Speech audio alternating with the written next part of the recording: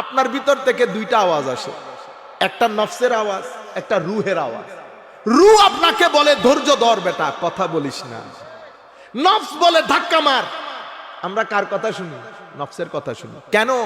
কারণ আমাদের জীবনে তো আসলে নামাজ দোয়া নাই, আমাদের জীবনে কোরআনের তিলাওয়াত নাই, আমাদের জীবনে তরবিয়ত নাই, আখলাক শিখি নাই, আমরা আমার নবীকে ধারণ করি না, আমাদের চোখের মধ্যে আমার নবী ভাসে না। সেই কারণে প্রত্যেক জায়গায় নফস যেই ফতোয়া দেয় সেই ফতোয়াই আমরা গ্রহণ করি। মারামারি লেগে গেছে, নফস তো ফুলে উঠেছে, আপনাকে বলে এদিকে ধর, এদিকে ধর, এদিকে ধর। রু বলে, নফস বলে এটা তোর টাকা, তুই নিয়ে নে। রু বলে ভেঙে টেঙ্গে খা। বুঝতে পেরেছেন? আমরা নফসের কথা শুনে যখনই দেখবেন ঠকাচ্ছি, গালি দিয়ে দিয়েছি, ধাক্কা দিয়ে দিয়েছি, আমরা নফসের কথাই চলে এসেছি। আপনার ভিতর থেকে দুইটা শক্তি ভিতর থেকে কাজ করে। রুহের আওয়াজ আমরা শুনতে পাই না। যখন মানুষ রুহের আওয়াজ শুনে তখন মানুষের চরিত্রের মধ্যে ফেরেশতার ছায়া চলে আসে।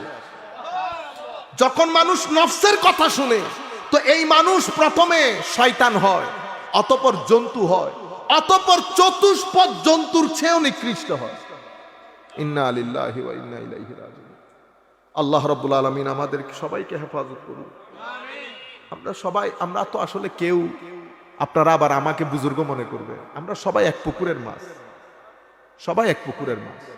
আমরা আল্লাহর দরবারে দোয়া করি আল্লাহ যেন আমাদের দুশ্মনদেরকেও হাইওয়ান হয়ে, চতুষ্পদ জন্তুর চেয়ে নিকৃষ্ট হয়ে দুনিয়া থেকে যাওয়া, এটা যেন আল্লাহ বঞ্চিত করে। আল্লাহ যেন আল্লাহর রেজামন্দি নিয়ে যেতে আল্লাহ যেন আমাদেরকে তৌফিক দান করে।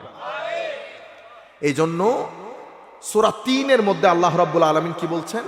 লাকাদ খালাকনাল ইনসানা ফি আহসানি তাকওয়িম। মানুষ যখন রুহের কথা শুনে, মানুষের বাহির যেমন সুন্দর, আল্লাহ মানুষের ভিতরকেও সুন্দর করেছে। আমি কত ভারী জিনিস তুলে ফেলি না, কেন তুলে ফেলি? আল্লাহ শক্তি দান করেছে। ব্রেইনের শক্তি কতটুকুন দান করেছে দেখছেন না? মানুষ টানেল থেকে শুরু করে, ফ্লাইওভার থেকে শুরু করে, গাড়ি থেকে শুরু করে, কিসের বলে? ব্রেইনের বলে। আল্লাহ ব্রেইনকে, শরীরের চেয়ে শক্তি ব্রেইনকে বেশি দিয়েছে, ঠিক না? আপনি হাতে তুলতে পারবেন বেশিতে 40 কেজি, কিন্তু ব্রেইনকে আল্লাহ এত শক্তি দান করেছে, ব্রেইনের মাধ্যমে যে জিনিসটা বানিয়েছেন সেটা মিলিয়ন কিলো জিনিসকে তুলে ফেলছে। দুইটা পেয়েছেন না? আল্লাহ সবচেয়ে বেশি শক্তি দান করেছে কলবকে। কাকে? কলবকে। কলব এত বেশি শক্তিশালী, মানে ব্রেইনের শক্তি যেখানে গিয়ে শেষ, সেখান থেকে কলবের শক্তির শুরু। কলবের শক্তি শুরু। ব্রেইন কখনো একটা জাতিকে পরিবর্তন করে দিতে পারে না, কলব একটা জাতিকে সভ্য হিসেবে পরিবর্তন করে দিতে পারে। ব্রেইন বেশিতে বিল্ডিং পাকা করতে পারবে, কিন্তু ব্রেইন মানব জাতিকে মানব জাতি হিসেবে প্রতিষ্ঠা করতে পারে না। ব্রেইন কারো চরিত্র পরিবর্তন করতে পারে না, চরিত্র পরিবর্তন করতে পারে কলব।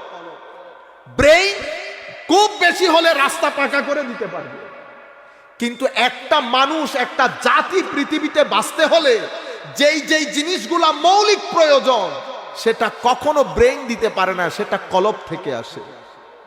সেই কারণে কলবকে অসীম শক্তিধর বানিয়েছেন আল্লাহ। যেই শক্তির বলে বলিয়ান হয়ে আমার নবী যেতে যেতে যেতে যেতে লা মাকা, অতঃপর ফাকানা কাবা কাউসাইনি আও আদনা, সৃষ্টি যেখানে যাওয়ার চিন্তাও করতে পারে না, সেখানে আমার নবী অবলীলায় চলে গেছে।